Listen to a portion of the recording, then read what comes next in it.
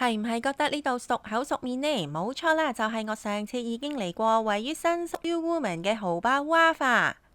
最後一次嚟嘅時候，剛剛遇上佢要裝修，而我呢又食唔切佢裝修後嘅新 menu，所以今次一定要食返夠本，而且仲剛剛係最好時機啊嘛。點解我會話係最好時機呢？因為冬天正正係食生蠔嘅最好季節啊！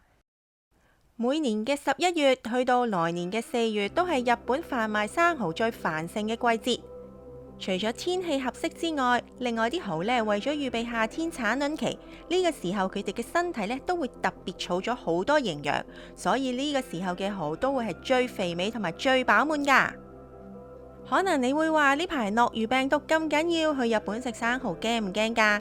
嗱，我話俾你聽，你可以放心，因為 WAF 啱啱拎咗一個由日本生蠔協會認定嘅公式資格，叫做 Junior Oyster Master， 係一個高等嘅能力資格認定嚟㗎，係屬於日本最大級嘅，確保 WAF 呢係做足徹底嘅衛生管理同埋衛生檢定，安心安全咁樣提供美味嘅生蠔俾客人嘅。好啦，講返鋪頭本身，話就話做咗裝修，其實我就唔係好覺得佢嘅內裝有好大嘅分別，除咗門口多咗一排吧台之外。不過 menu 上面就有幾大嘅改動。首先，原本嘅 drink menu 呢就變得更加豐富啦，有酒精同冇酒精嘅選擇都更加多，就好似我呢杯天然蜂蜜嘅 lemon sour 就好好味啦。A、B、C ね、係1個ずつ。 A、B、C で、係。D の香川は、両線書きが2つ、で広島情けはい雫が2つ。はい、お願いします。優しい味からクリーミーになりますので、わかりましたここからの時計回りがおすすめの順番です。わかりました。でレモン以外でね、これご用意した調味料、味の変化になりますので、気になるのあったら使ってみて。これウイスキーです。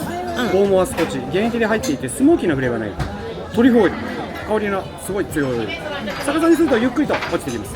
で、レモンスコ、これノーマルのね、酸味のタイプ、ハバネロの入った辛いタイプ。よかったらお使いください。至於生蠔 menu 就同之前差唔多，都係有5至6款嘅每日精選俾我哋揀。咁今日呢，我就揀咗當中嘅5款去試，因為呢個時候呢，基本上應該每一隻都係好好味嘅。當中包括我必食嘅嚟自兵庫縣嘅上生之味。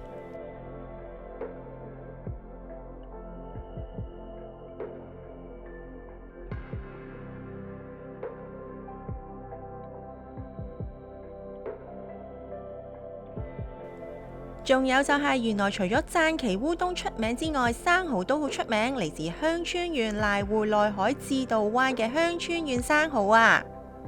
呢一個我仲嗌咗2隻添，仲有另外嗰2款係特別好味，我一陣間再同大家分享。仲有生蠔生產量屬於日本 No.1 嚟自廣島縣嘅生蠔。講多個小知識俾大家聽，牌仔上面咪見到個蠔前面有個真字嘅，其實呢，日本國內出產最多嘅蠔品種主要係分2款，一款就係呢個真蠔，另外一款係岩蠔。真蠔麥加基，台上面嘅生蠔全部都係屬於麥加基啊，而佢嘅最好食嘅季節呢，亦都係剛剛而家，所以呢，就係非常之肥美嘅。特別係呢一隻啊，可以話係今餐嘅 MVP， 佢係嚟自福岡縣係島，係島出名嘅旅遊勝地，風光明媚，有好靚嘅海岸線，而且呢，由好多個山包圍住，造成咗天然屏障，保護咗有好多嘅天然礦物質喺個海入邊，所以呢，嗰啲蠔可以充分咁樣吸收咗豐富嘅營養。所以呢隻牛奶蠔真係同個名一樣，又滑又甜又好味。另一隻呢，就係嚟自大分縣佐伯市大入島嘅生蠔啊，外形呢，同平日嘅生蠔有少少唔同，而且個名都比較少聽到。特色在於呢啲蠔係日本第一次採用咗由紐西蘭發明嘅一個養殖方法去飼養㗎，只會保存咗蠔本身嘅鮮味，而且蠔本身嘅海水味同埋甜味嘅 balance 仲會保持得好好添。當中改動最大嘅，我相信就係熱食嘅 menu 啦。不論係有蠔嘅或者冇蠔嘅，佢都加咗好多款啊。而我就點咗其中2樣，包括呢一個海膽忌廉汁螺絲粉，細細碟唔會令人好飽，但係食落去就會知道超級好味啊！你見我一條一條放入口唔停就知道啦。除咗呢個螺絲粉之外，仲有好多唔同一人份量嘅主食呢，可以俾大家伴住啲蠔一齊食，咁就唔驚淨係食生冷嘢啦。所以除咗佢嘅絕頂味道要稱讚之外，佢呢個 portion 呢都係一定要讚一讚嘅。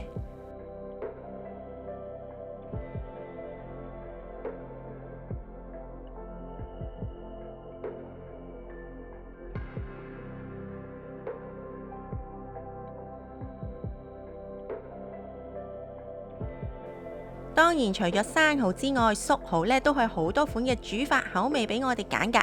我面前嘅燒蠔就有好多個唔同嘅味道啦，好似 uni butter 啦、香草咖喱 butter， 甚至係西班牙橄欖油燒都可以㗎。之前嘅炸蠔、蒸蠔都一樣有供應，多咗嘅仲有白汁焗蠔、蠔春卷等等。而比之前更加進步嘅就係多咗拼盤啊！例如可以用燒蠔去拼蒸蠔嘅拼盤，唔單止咧會適合多啲人一齊嚟食，仲抵食啲啲添。仲有佢哋嘅季節限定 menu 啊，呢一個限定 menu 嘅轉變速度係非常之咁快㗎，就好似我面前嘅呢度香草薯蓉帆立貝咁樣，佢嘅供應期係非常之短暫，眨下眼就冇咗啦。所以真係好可惜，因為佢係好好味道㗎，特別係佢嘅薯蓉。比起帆立貝，我相信薯蓉先係主角啊。可能你會話佢哋個 menu 變得咁快，我好擔心去嘅時候唔知個 menu 啱唔啱食㗎喎。放心，你只要去之前呢，上去個官網 check 一 check 就得㗎啦。不論係 update 咗個 menu， 又或者有新出品，佢哋都會定時 update 上個官網嗰度，一目了然，我哋都會好清楚可以見到㗎。